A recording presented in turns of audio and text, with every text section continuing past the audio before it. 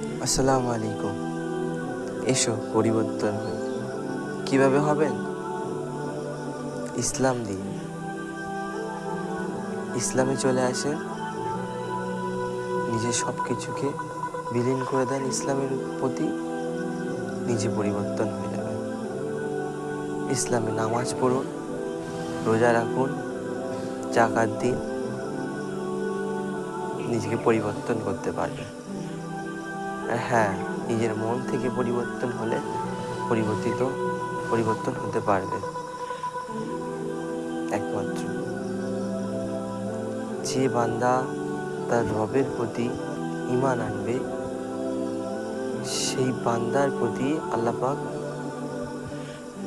অঢেল করুণাময় হয়ে পড়বেন। অঢেল করুণাময়। তিনি মহান, তিনি রব্বুল আলামিন, তিনি আমাদের রব। সেই রবের জন্য নিজেকে পরিবর্তন করুন। আর হ্যাঁ, পরিবর্তন তো করবেন অবশ্যই, সাথে সাথে নিজের পরিবারকেও পরিবর্তন করুন। কেননা নিজে একা জান্নাতে যাওয়া যায় না, নিজের পরিবারকেও জান্নাতে নিয়ে যেতে হয়।